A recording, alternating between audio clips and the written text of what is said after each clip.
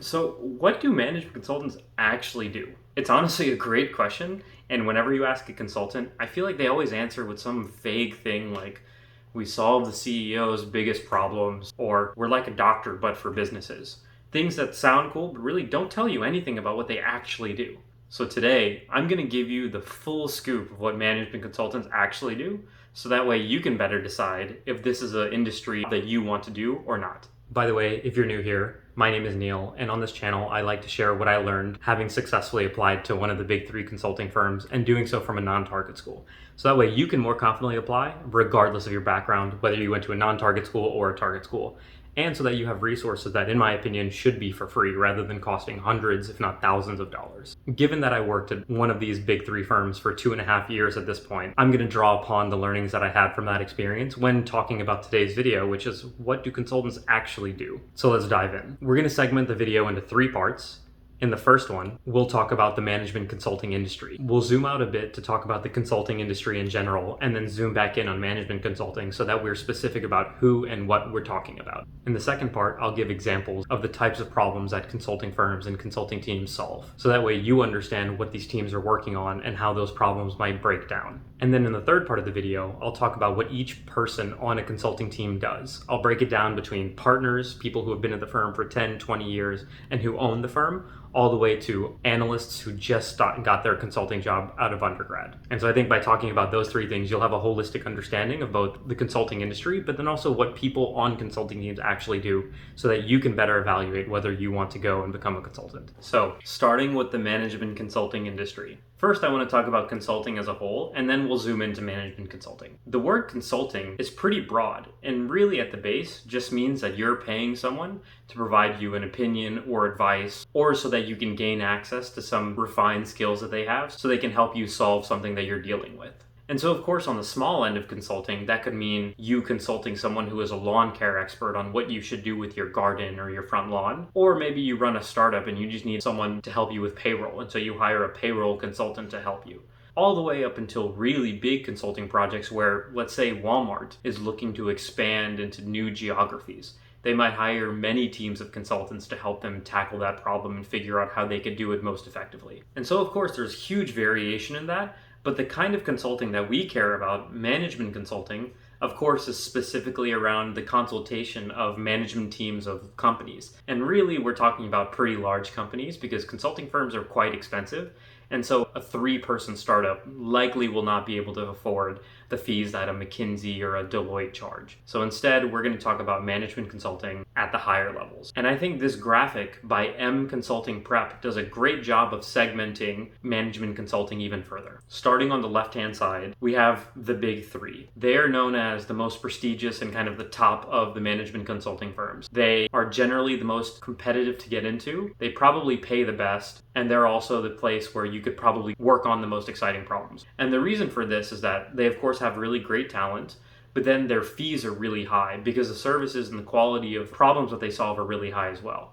And so high fees translate into them being able to have high pay for their employees, which means that they can attract really top talent, and it becomes a virtuous cycle. And so if you're looking to work for the consulting companies with the best reputation, the highest prestige, and then likely solving the most interesting problems, then the big 3 is probably where you want to set your sights. But of course, it's competitive, and so at the end of the day, it almost becomes a numbers game. Oh, and the last thing is they're also generally known to have the best exit opportunities as well. The next tier, we have something that this graph and a lot of other people label as the tier 2 firms. They're basically like the big 3 firms, but just not in the big 3. So they solve very similar problems. I would say a lot of the talent are people who could have gotten into the big 3 had the luck gone their way rather than someone else's way.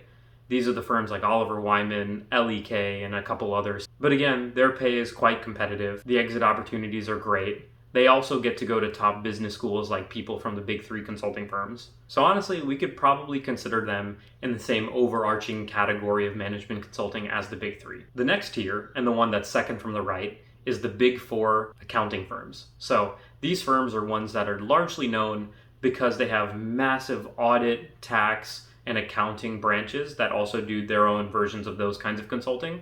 But then these firms also do have massive management consulting branches as well. From what I've heard from friends who work at these firms, they of course definitely have strategy consulting, but then they'll also have a mix of other non-strategy consulting, whether it's IT or implementation, or even industry-specific consulting like tech or healthcare. From my perspective, these kinds of consulting firms, especially if you're in their strategy branch, are pretty similar to the tier 2 firms as well, but if you disagree or if you have a different opinion, let me know down below. And of course, a lot of these big 4 firms also have their own independent consulting branches that they might have acquired from somewhere else. For example, Strategy and PwC are Parthenon at EY. And then on the absolute right-hand side of this management consulting landscape, you have the general category of boutique firms. And so these, of course, as the name implies, are going to be small firms that are likely either regionally or practice specific, meaning that they either function in a specific area of the country or of the world, or they only do certain type of cases. One example that comes to mind, and this is a place where one of my friends works, but it's Simon Kucher Partners, or SKP. I believe that they are strictly a pricing and revenue consulting firm, so they'll help firms, I guess, figure out how to price their products properly or increase revenue. And so that's an example of another boutique firm. So that's the overall landscape. I wanted to keep it quite simple. Again, I'm sure that there are categories that I missed, or some companies on this page might not be perfectly labeled. And there are, of course, overlap between the categories, but just to give you a basic idea, I think this does a good job. And just keeping in mind before we go on to the next parts of the video, that most of what I'm going to say relate to the big 3 definitely, but then also a lot of the tier 2 companies as well.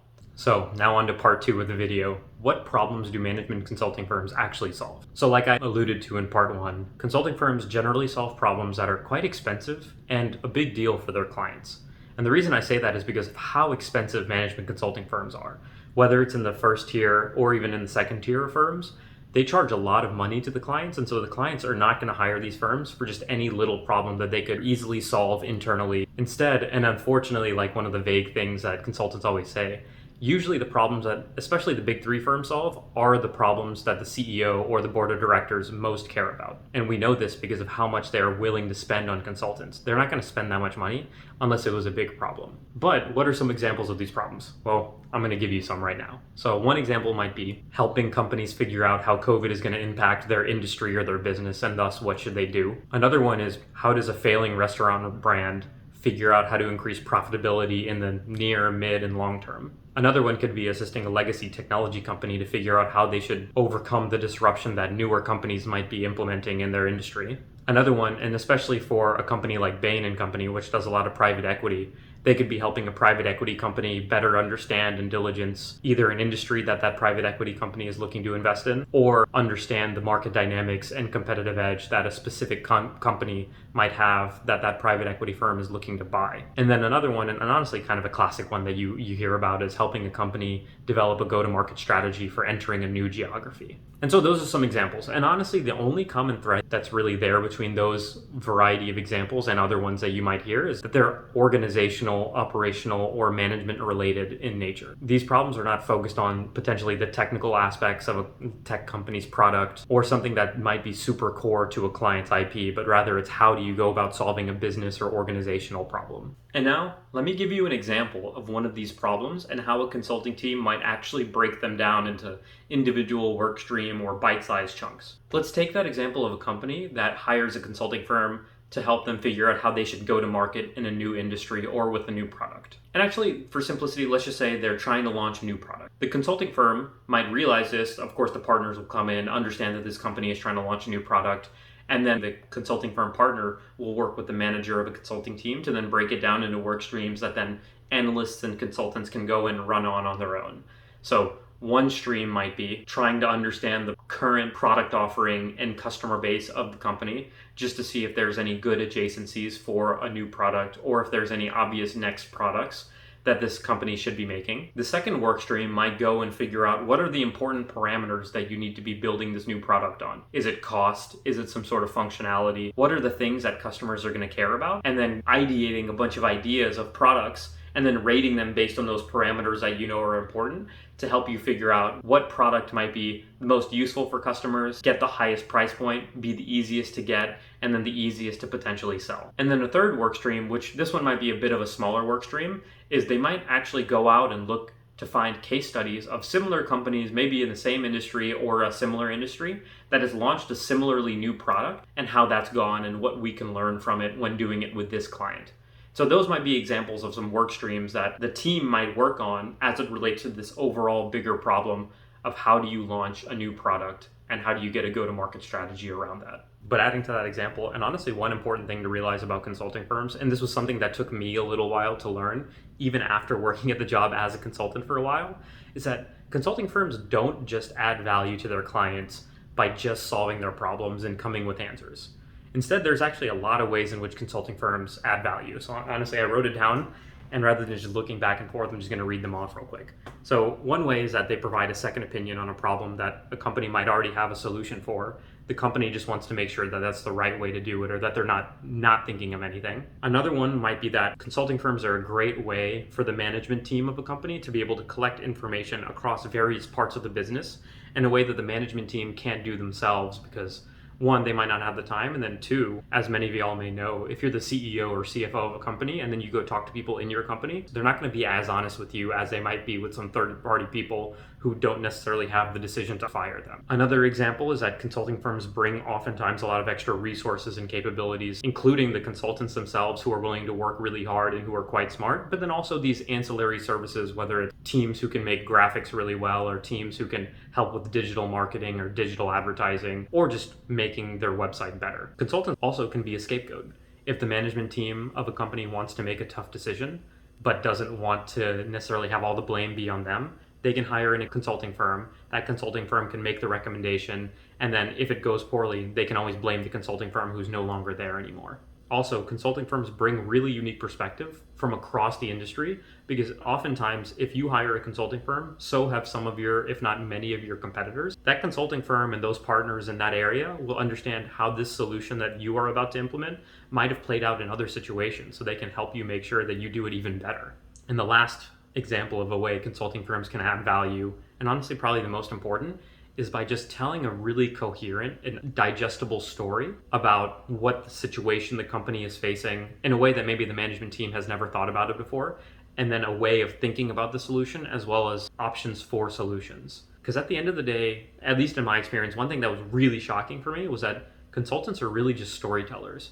They often just use PowerPoint or Excel, so like data, to tell that story in a way that it makes sense for the management team. They get brought up to speed quickly, but then also they feel that they are empowered to make a decision because they have all the context and then the right framework to think about a solution. Now for part 3. Let's talk about how the work of a consulting team breaks down by the tenure of the people on the team. To start, I want to segment consultants into roughly 3 role categories. The first one being partners or directors, the senior most people, the people who have a stake in the business and who run teams and also sell projects. The second will be senior managers/managers. These are the people who run the individual day-to-day team and day-to-day operations. And then the third category is going to be analysts, associate consultants, the people who are largely doing the work, executing the analysis, and doing kind of the nitty-gritty stuff. Starting first, of course, with the partners and the directors. Like I said before, they are the salespeople of the firm.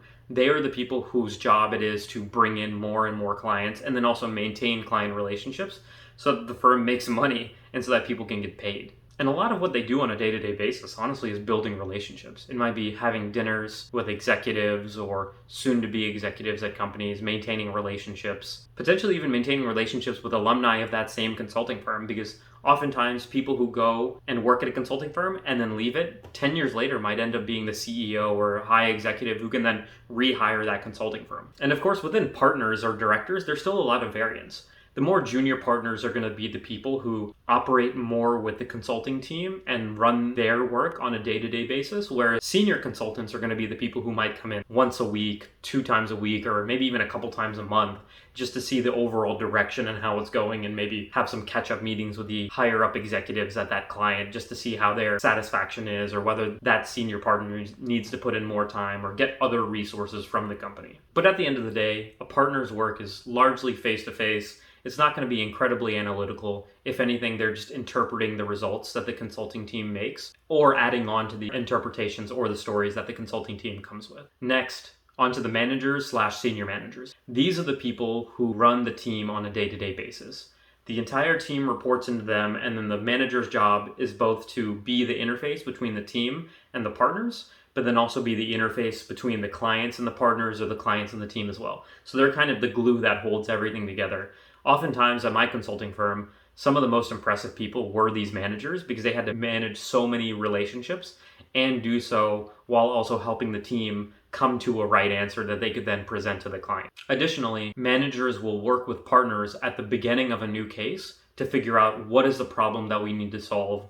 Or they might take the problem that we know we need to solve and then break it down into chunks of work streams, kind of like we did earlier with that example problem of a consulting team. So that way the manager can then work with the firm's staffing team to be able to figure out which consultants and which associates need to be put on this project. Additionally, at the beginning of a case, the manager is usually responsible for setting a really clear direction for the team, as best as he or she can, around what the path is going to look like for the next month, 2 months, 3 months, and what the hypothesized answer is going to look like. So that way the team can then take that answer, build hypotheses around it, and then go test those hypotheses with the client, with data, or with external resources like expert interviews or data that they can buy off the shelf from other data aggregator companies. And then that leaves us with the third and final category of consulting roles, which is consultants / associate consultants or analysts. These are the roles that I'm assuming you all are the most interested in and probably going to be applying for quite soon. As you know, we're the people, and I say we because this was one of the roles I was in, but we are the people who are doing the day-to-day execution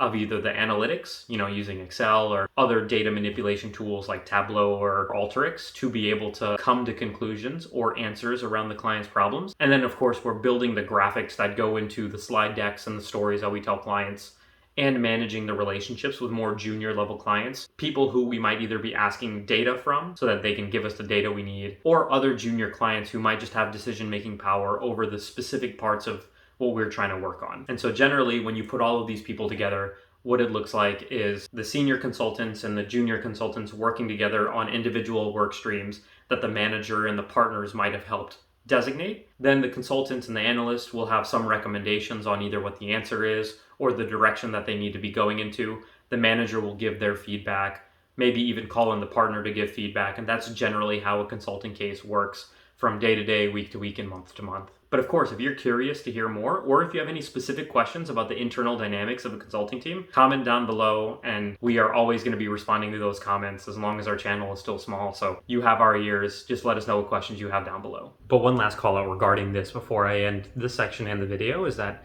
if you are either really good at your role or generally more senior at your role, you know that you're doing well because you start doing the next level's job. And so what I mean by that is a really good consultant or analyst might be someone who has a lot of client ownership and is able to steer the direction of a case, similar to a more junior manager or even a senior manager. And a really good senior manager is someone who has client relationships with really high executives and or is someone who is deeply involved in selling work. And then of course, when you get to the partner level, if you're a junior partner who's doing really well, you might be owning very, very senior client relationships and just getting in a lot of work and then working as if you were a really senior partner. So all of this to say, in consulting, if you're doing well, you're given a lot of opportunity and responsibility that other people might not earn in other industries. But of course, it's a double-edged sword because that means you're also expected to do a lot more work and work a lot more hours. And sometimes it can be pretty stressful. And some of the people in consulting who do really well don't really like that. And they want to be able to progress at still a really accelerated, but more normal pace. But anyway, that's the last point I wanted to make of this section. And that's the end of the video.